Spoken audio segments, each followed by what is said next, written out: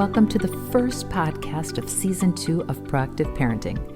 As you know from Season 1, this is a judgment-free space to learn how to raise value-driven kids in a way that is right for your family using the most current scientific information out there. I'm your host, Dr. Deanna Marie Mason. I'm a certified pediatric nurse practitioner, published author, and a professional who has devoted my career to studying and using child development to help parents manage childhood issues. So grab a cup of tea or coffee and settle in to learn something new about your child, because when we know better, we do better. It's hard to be a parent these days. There seems to be so much information out there in formats that are easily accessible, but try to remember that all the information you may see or read online is not what it appears to be. As a community, we need to start looking at what is happening and how we can help our kiddos thrive. Sadly, the research is showing that there is much more depression and anxiety among our preteens and adolescents, that more children are living in a family with members with substance abuse issues, whether that be alcohol or drugs, and as a result, those kiddos are at high risk of abuse or neglect. And the loss of learning time that took place during the pandemic has had residual effects on lowering our children's math and reading skills. And there's nothing that we can do about those statistics right now as parents. They represent what has occurred in the past. All we can do right now is focus on the present and what is happening right in our families at this moment. A while back, a mother called me to talk about how they were worried that their 3-year-old wasn't doing what some of the other children were doing because of family finances. The parent thought their child would be missing out on normal life and was concerned that their son wasn't getting enough interaction with other people and children, how missing swimming lessons would delay his love of water, or how he wasn't able to go to his favorite restaurants as much as normal. She was completely focused on what wasn't possible for her son in that moment. When she finished, I validated her concerns and empathized that things with her son were different, and that the things that her son enjoyed were limited at this moment because it was true. However, I reminded her how a 3-year-old's world is really about home and family. Their developmental tasks are to see how mom and dad deal with the world, to lay the foundations for value formation, to learn about their emotions and how to manage them appropriately, to master gross and fine motor skills like jumping in the air, walking up the stairs without using the rail, or to dress themselves, cut with scissors, hold a pencil properly, and to feel unconditional love while he attempts all these things. Luckily, those things don't change because of financial issues, global pandemics, or really anything. And parents, by focusing on what is really important, can create an environment that supports their child's development without all the bells and whistles. This isn't based on money or experiences, it's based on time and attention, both of which are free.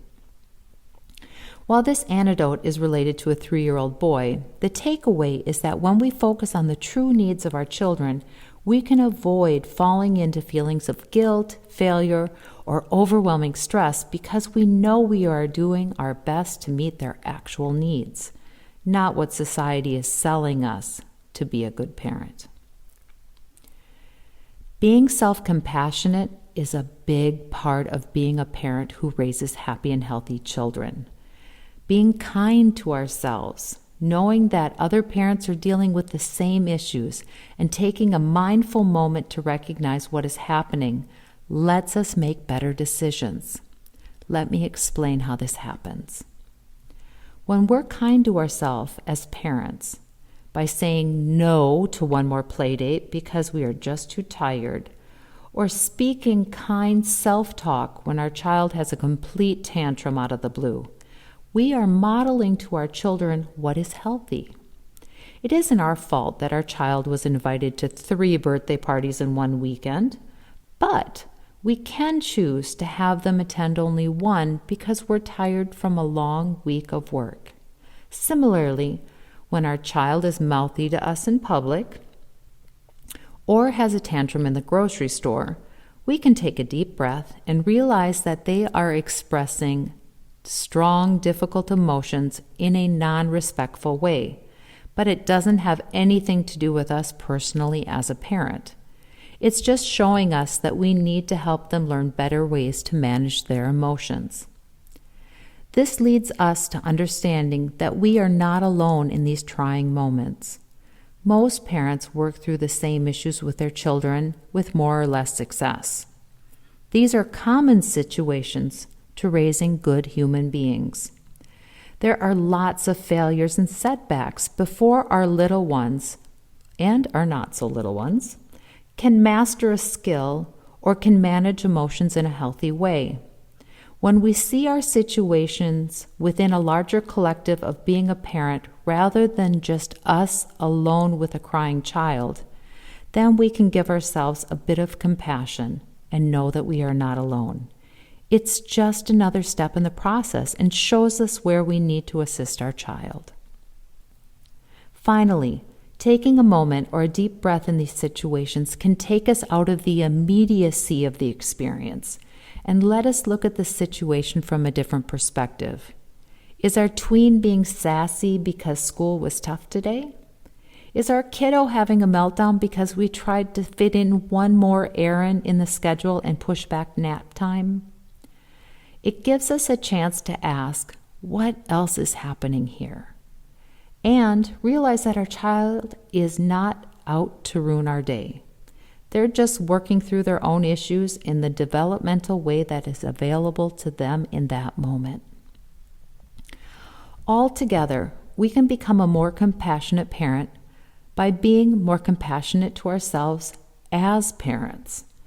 It lessens the burdens and gives us choice in our reaction to what is happening between us and our child. Additionally, we're modeling a healthy way to manage stress and difficult situations.